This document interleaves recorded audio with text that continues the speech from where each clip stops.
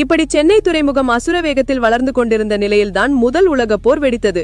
இதில் இந்தியாவில் தாக்குதலுக்கு உள்ளான ஒரே நகரம் சென்னை தான், அதுவும் கடல் மார்க்கமாக. 1914ஆம் ஆண்டு செப்டம்பர் மாதம் பிரிட்டிஷ் படைகளின் கண்ணில் மண்ணை தூவிவிட்டு மெட்ராஸ் வந்தது ஜெர்மனியின் எம்டன் கப்பல். இதனால் மெட்ராஸ் முழுவதும் லைட்டை அணைத்து இருட்டாக்கினாங்க. ஹைகோர்ட்டில் இருந்த லைட் ஹவுஸ் வெளிச்சத்தை வைத்து சென்னை துறைமுகம் மீது 125 குண்டுமழை பொழிந்தது ஜெர்மனியின் எம்டன் கப்பல். இதில் துறைமுகத்தில் இருந்த பர்மாரில் குண்டிக்கு சொந்தமான எண்ணெய் கிடங்கு கொழுந்துவிட்டு எரிஞ்சு நாசமா போச்சு. இந்த குண்டுனால ஹைகோர்ட் சுவர் இடிந்து விழுந்தது. இதன் அடையாளமாக ஹைகோர்ட் சுவரில் கல்வெட்டு ஒன்று பொறிக்கப்பட்டுள்ளது. இதை இன்றும் நாம் காணலாம். இந்த தாக்குதலின் பாதிப்பில் இருந்தும் சென்னை துறைமுகம் விரைவில் மீண்டெழுந்தது. இறுதியில் 1919இல் பிரான்சிஸ் ஓய்வு பெறும்போது சென்னை துறைமுகம் அனைத்து பிரச்சனைகளையும் சமாளிக்கும் திறன் படைத்ததாக முன்னேறிவிட்டது.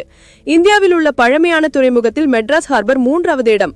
இதோட பரப்பளவு மட்டும் 200 ஏக்கர், பாதுகாப்பு சுவருடன் நீளம் 1794 அடி, கடலோட ஆழம் 56 அடி. ஆண்டுக்கு 120 மில்லியன் TU இங்கு ஹேண்ட்லிங் செய்யப்படுகிறது. உலகதர வரிசை பட்டியலில் சரக்கு ஹேண்டிலில் 86வது இடத்தில் இருக்கிறது. அம்பேத்கர், ஜவஹர், பாரதி என பல தலைவர்கள் பெயரை கொண்ட பல டெர்மினல்கள் இங்கு உண்டு. இங்கு சொகுசு கப்பல்ல இருந்து போர்க்கப்பல் வரை நிறுத்த முடியும்.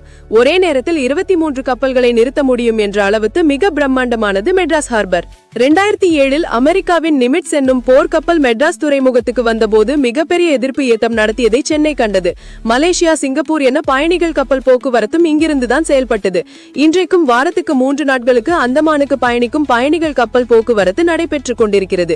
இந்தியாவில் ஃபேமஸான அமத் மெஜஸ்டிக் என்கிற சொகுசு கப்பல் 2011இல் சென்னையில் ரிஜிஸ்டர் செய்யப்பட்டது என்பது மிக முக்கியமானது.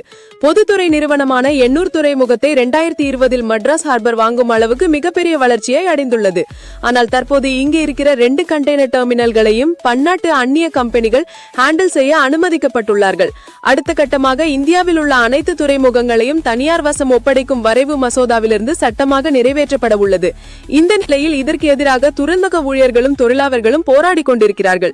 இந்தியாவின் வளர்ச்சிக்கும் மெட்ராஸின் வளர்ச்சிக்கும் தென்னிந்தியாவிற்கு தேவைப்படும் நிதி அனைத்தையும் கொடுக்கும் மெட்ராஸ் ஹார்பர் என்றென்றும் மக்கள் சொத்தாக இருக்க வேண்டும் என்பது பொதுமக்கள் எதிர்பார்ப்பாக உள்ளது.